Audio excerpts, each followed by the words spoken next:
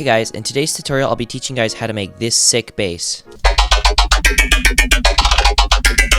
As you can hear, it sounds a lot like the bass from the song Dragons by Virtual Riot.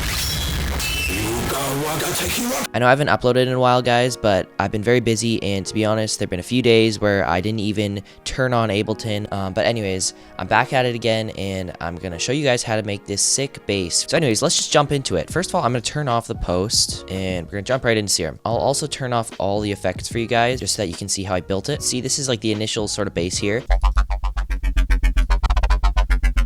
So first of all, we've got this wavetable from Somatics. It's an FM wavetable smashed up, but pretty much any FM wavetable will do. And then in oscillator B, you've got basic shapes and a sine wave.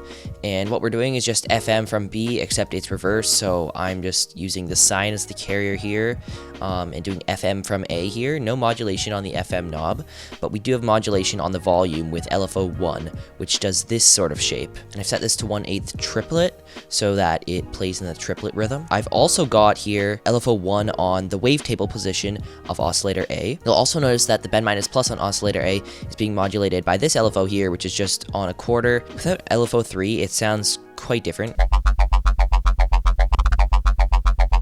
I've got LFO3 on the course of oscillator A, and I've just got that turned up to about 12. So it just goes up an octave basically, and you can see how that affects the pitch. You'll also notice that I've got LFO1 on this bandpass filter here, just modulating the cutoff and a low resonance, and I've turned up the fat a little bit. And of course, I've got it on the level of the sub, and the sub is just set to the second option here. I'm pretty sure it's around rec. I don't know what that means. Anyways, let's go to the effects. I've got hyper distortion, distortion, and I'm modulating the drive with LFO1, chorus, modulating the mix, and I've pretty much just got the rate set to 0, delays all the way down, depth just over halfway up, and then low feedback again, and then nothing with this high pass filter here. I've got the OTT on, just turned up the gain, and the delay, which you could go without, but I added it to make it sound a little bit more wet almost, because without it, it sounds like this. And with the delay.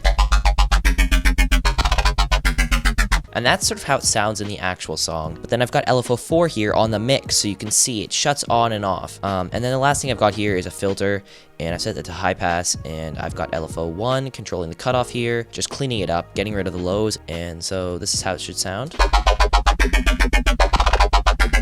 Now, if I set the volume back and turn on the signal splitter chain, on the bottom, I've got utility and just put the sub to mono.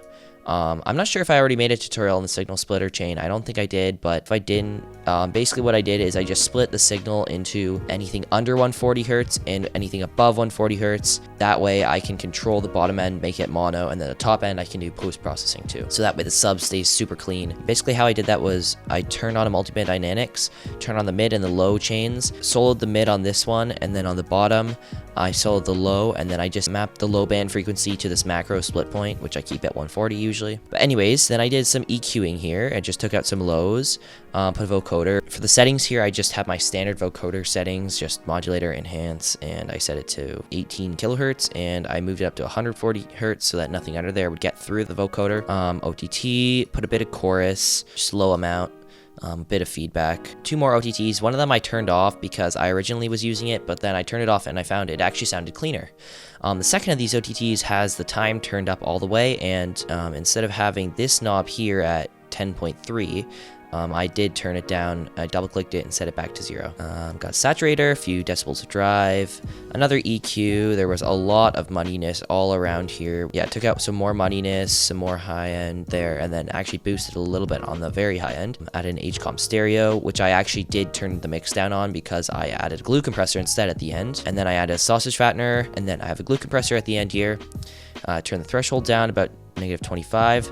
So you can see that the needle bounces to about 5 or 6 decibels of compression, and then put some makeup on that, turn on soft clipping, and punchy attack and release settings. So that's pretty much the bass. When you look at it like I just did, I mean, it's actually quite a simple bass. You've just got some FM from A going on, a bandpass filter, and the usual effects, and then some post.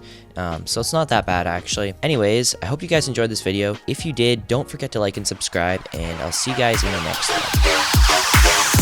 Where you from? Bye.